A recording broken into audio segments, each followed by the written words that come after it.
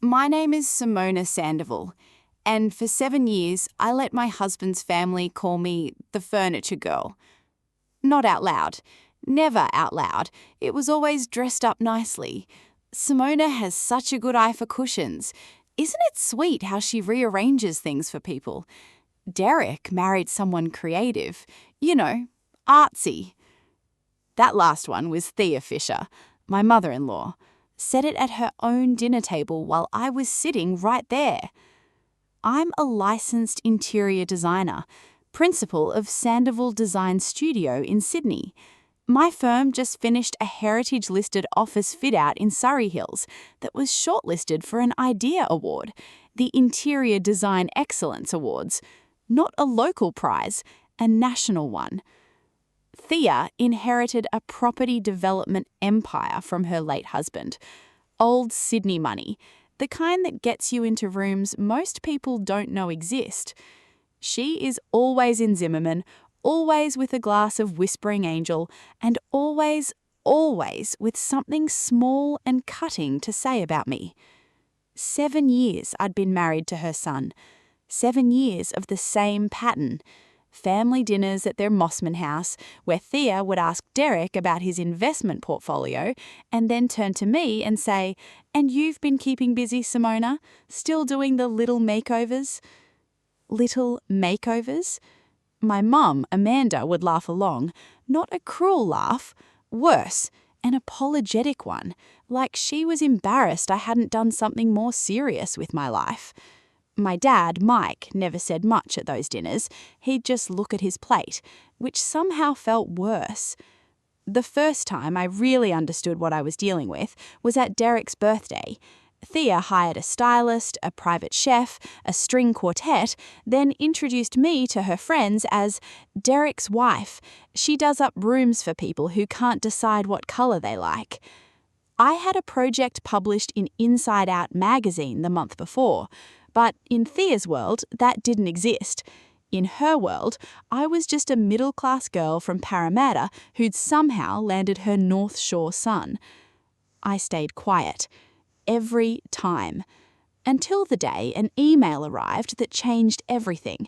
And until the day Thea Fisher stood in front of 400 people and accidentally handed me the microphone.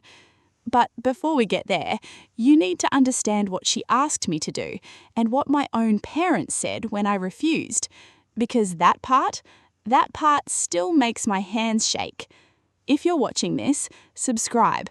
Drop a comment telling me where you're watching from and stay with me because this story doesn't end the way Thea planned. It started with a phone call. Thea never called me directly. She always went through Derek. So when her name came up on my screen on a Tuesday afternoon, I actually checked it twice. "Simona, darling." That voice, warm as a Sydney winter. "I've been thinking about you. The Mossman house needs a full interior refresh, new everything. Living, dining, 4 bedrooms, the entertaining area. I told the girls at the committee you'd be doing it." I felt something lift in my chest. Maybe this was it. Maybe she finally... "That sounds like a significant project, Thea. My studio's rate for a scope that size would start at..." She laughed.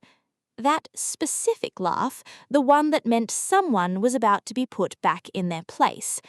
"Simona, family doesn't charge family, especially when you're not exactly run off your feet." Not run off your feet.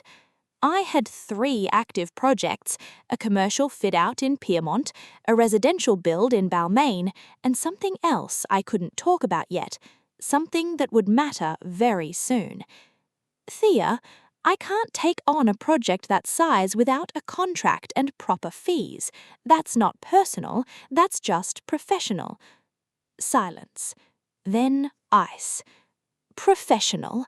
After everything this family has done for you? I've already told Edie and the whole harbour committee that my daughter-in-law is handling it.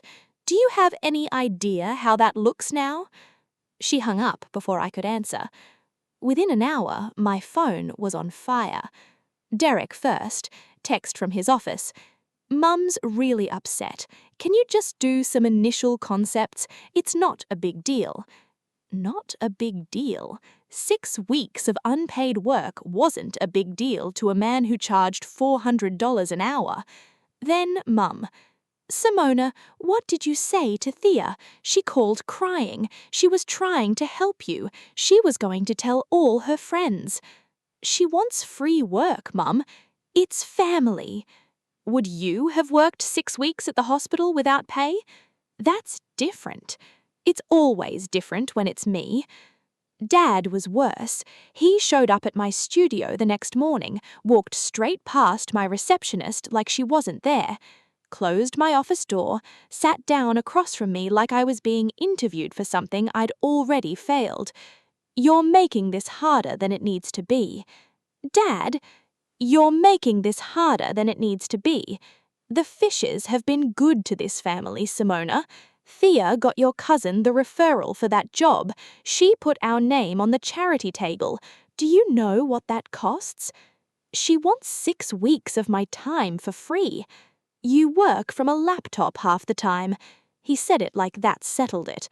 How hard is it to just do the woman a favor? How hard is it? That evening they called a family meeting. Mum and Dad's place in Parramatta. Mandatory. Dad's word. When Derek and I walked in, Thea was already there, sitting on my mother's couch, daubing her eyes. Edie was next to her, hand on her back, shooting me a look that said, "You did this." And my mother was on the other side of Thea, rubbing her arm. My mother. Dad stood up the moment I walked in. Apologized to Thea right now. Just like that. No hello. No, let's talk about this. Dad, I mean it, Simona. You've embarrassed this family. You've always been too proud, too stubborn, since you insisted on that expensive design degree instead of something practical. My degree. He was using my degree against me now. Mum didn't look at me. She just kept rubbing Thea's arm. I looked at Derek. He was looking at his phone, and something in me went very, very still. Fine, I said out loud. I'll apologize, publicly, at the Harbour Foundation Gala next Friday. Thea's eyes lit up. She had absolutely no idea what she'd just agreed to. Let me take you back 4 months. August, a Tuesday. I was sitting at my studio desk reviewing fabric samples when an email came in from a name I didn't recognise. Paul Porter, Director of Acquisitions, the Harbour Civic Foundation. The foundation manages several government-owned buildings across New South Wales, heritage sites, public spaces, the kind of work that actually means something.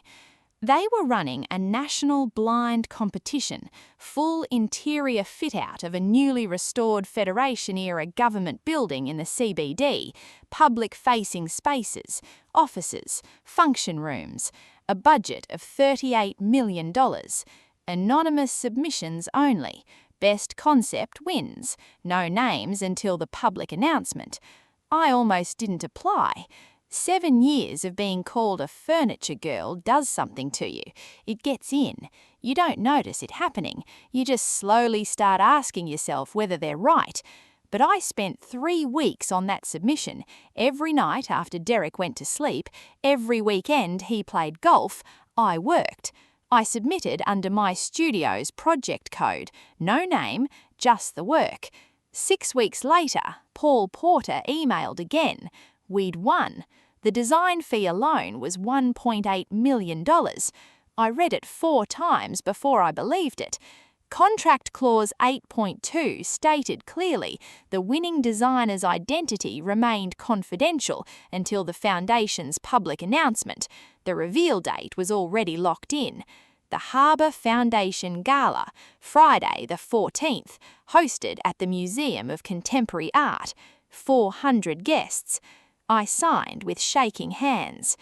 I told one person, Derek. He looked up from his laptop for about 3 seconds. That's great, babe. Just make sure it doesn't clash with Mum's speech. She's got a big announcement that night. "That's great, babe." I kept every email, every contract revision, every document with a timestamp. I don't know why exactly. Maybe some part of me already knew I'd need it. Then, 2 weeks before the gala, I was checking the Foundation's website and stopped cold. There was a new banner across the homepage. The Harbour Civic Foundation proudly acknowledges the Fisher Family Trust as principal patron of the Federation building project, Thea's family name, on my project. I clicked through. A full patron profile, a quote from Thea about her long-standing commitment to preserving Sydney's civic heritage and her personal passion for the project's vision. She had donated money, significant money, and somewhere along the lines had blurred, or been deliberately blurred. I called Paul Porter immediately. He was careful, diplomatic, but what he told me mattered. Thea had approached the Foundation 3 months ago with a donation. During those conversations, she had apparently described herself as being closely involved in the creative direction. The Foundation had taken that at face value. They didn't know she was my mother-in-law. They didn't know I'd won the competition. They didn't know any of it. But Paul Porter knew now, and he knew what Clause 8.2 required him to do at that gala. I went home that night and printed everything, 3 copies, the competition brief, the selection email, the signed contract, the full email chain with timestamps, my idea award nomination, every single thing. I put each set in a plain navy folder. Derek watched me from the doorbay. "What's all that?" I said, "Insurance." He didn't ask again. The night before the gala, Thea sent me a text. "Wear something understated tomorrow. This is a serious event, not the place for one of your statement looks." I wore exactly what I'd worn to accept my idea award nomination, a sharp black suit, the one that made me look exactly like what I was, a professional.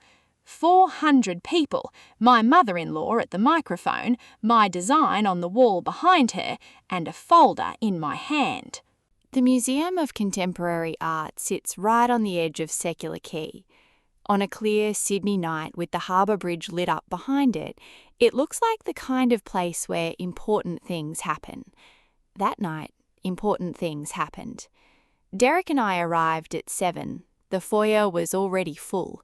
State ministers, property developers, a federal MP I recognised from the news, old Sydney money in every corner, air kissing and clinking glasses. Thea was standing near the entrance, like she owned it. Cream, Zimmerman, pearls, that smile that stops just before it reaches her eyes. She looked at my suit and said nothing, which with Thea means everything. "The porter's just arrived," Thea said to Derek, ignoring me completely. "Come, I want to introduce you before the speeches." We walked into the main hall and I stopped. My design was on the wall. Not a small display, a full exhibition panel, renders, material boards, floor plans, spanning the entire east wall of the room.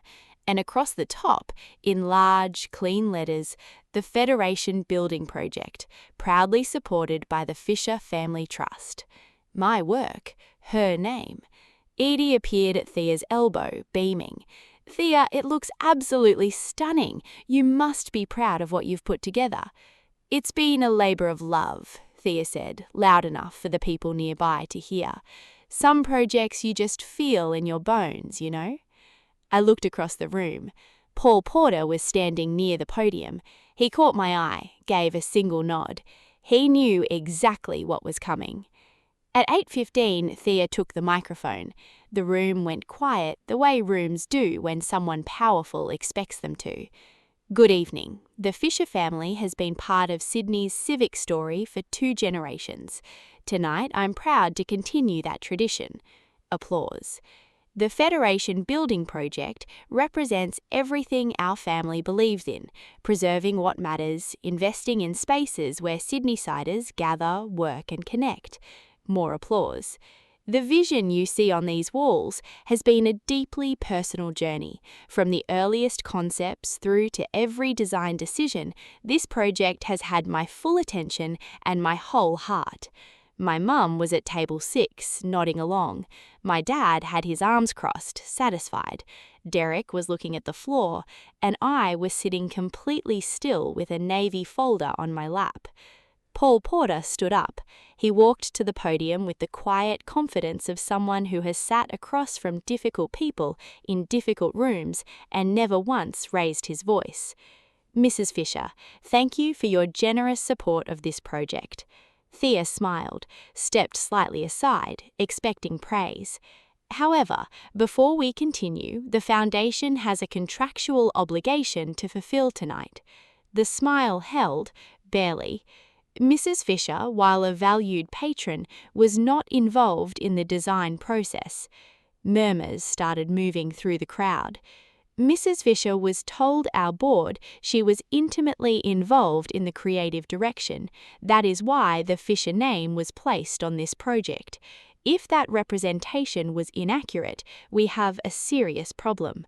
Across the room, a woman I didn't recognize leaned over to the man beside her and whispered something. He nodded slowly and wrote something down. Press had to be. I turned and faced Thea directly. You asked me to redesign your Mossman house for free. You said family doesn't charge family. You said I wasn't busy. I pulled out the next document. That call was on the 5th of November. I had already been working on this project for 11 weeks. The room was silent. Not awkward silent, stunned silent. Then I said the part I'd been rehearsing for 3 days. You've spent 7 years telling people I arrange cushions for fun. Tonight, I'd like to show you what I actually do. Paul advanced the slide.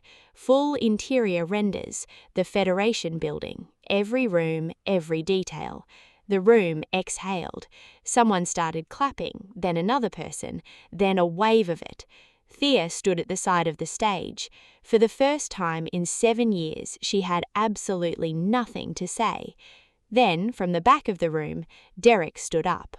Derek stood up slowly. The whole room watched him. He's not a loud person, never has been. 7 years of marriage and I could count on one hand the times he raised his voice. But the way he stood up that night, pushed his chair back, buttoned his jacket, stood straight, something had shifted. Mum. Just that one word, but the room heard it. Thea looked at her son the way she always did when she needed rescuing, expecting it. It didn't come. 7 years, he said. 7 years I watched you do this to my wife, and I said nothing because I told myself I was keeping the peace. He paused. I wasn't keeping the peace. I was just making it easier for you. Thea's mouth opened. Derek, this is not the place.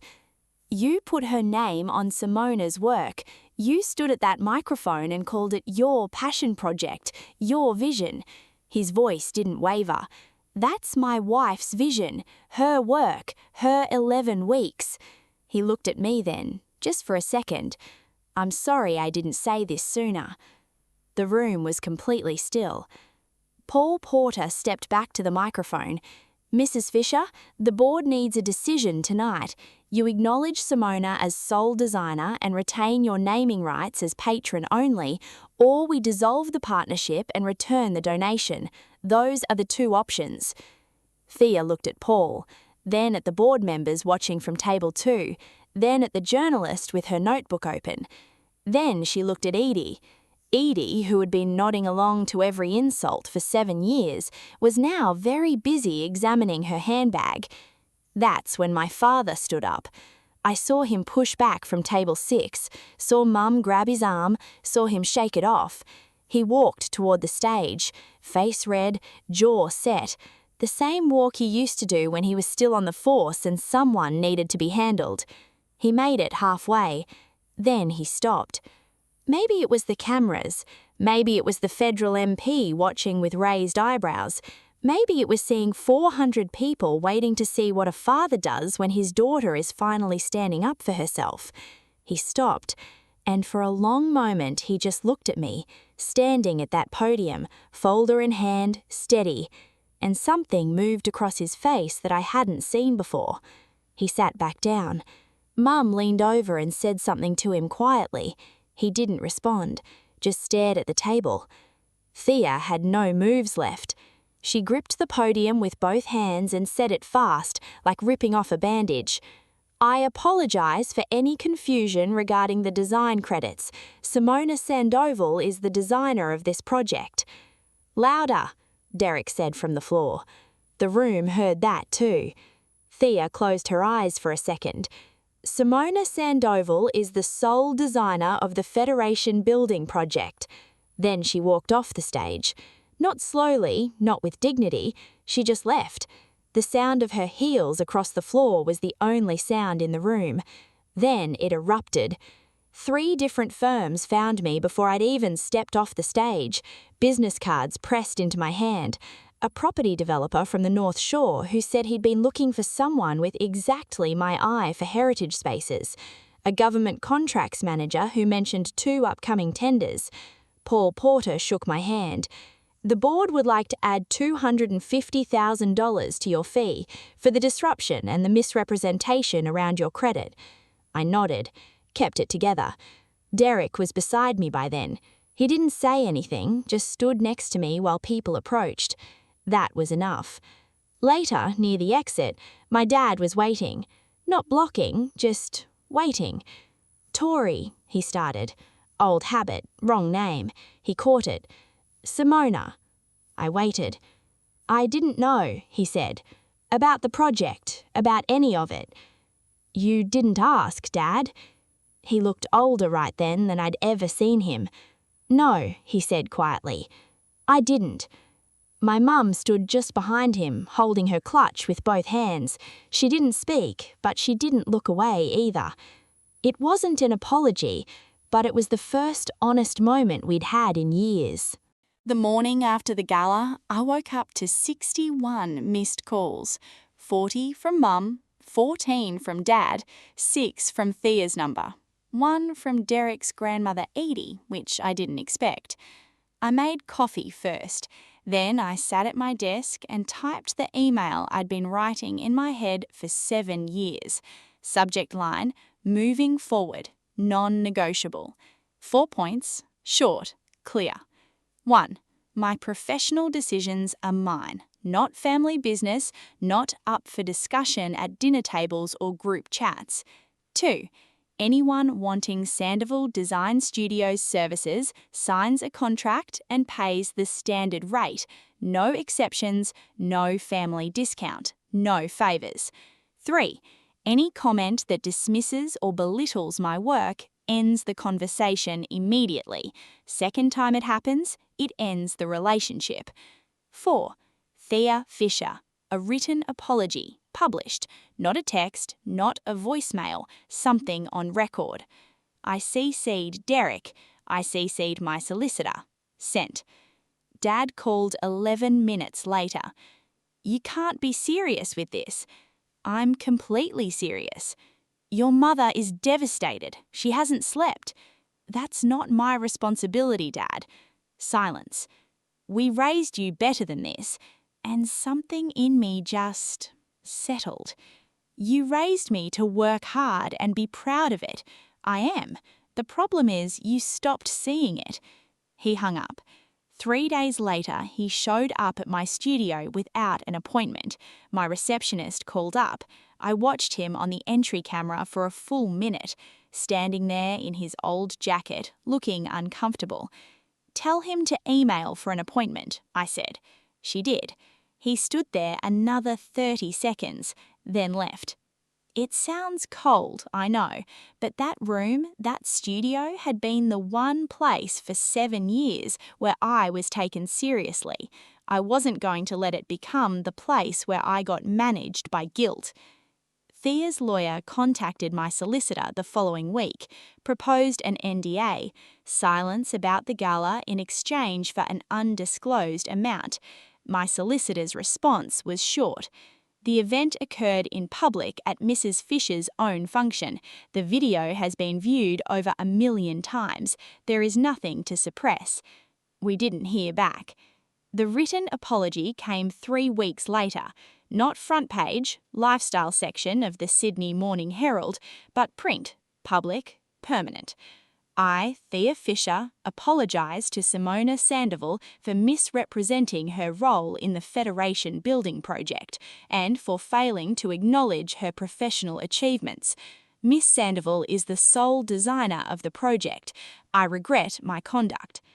61 words. Derek read it at breakfast and put the paper down without saying anything. That was enough. My dad's breakthrough came quietly. No big speech. He sent a text about 6 weeks later.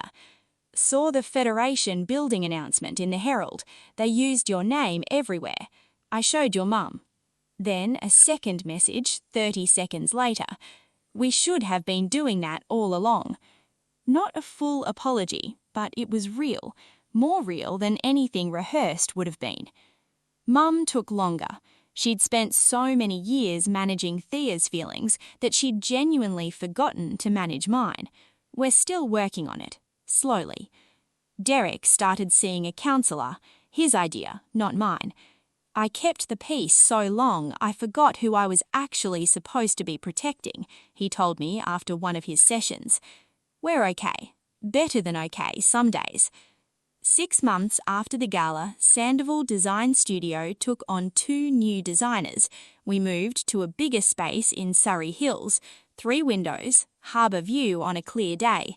The Federation building opens to the public next month. My name is on the plaque at the entrance, not as a donor, not as a patron, not as someone's daughter-in-law, as the designer. And last week, Thea Fisher's assistant called my studio. Formal inquiry, Mossman House refresh, full scope, requesting our standard rate card and contract template. I had my receptionist send it over. No hard feelings, just terms. If this story hit something for you, if you've ever been the person in the room whose work nobody saw, share this. Someone in your life needs to hear that their professional worth is not up for family vote. Subscribe, drop a comment. Tell me your version of this story. I read every single one.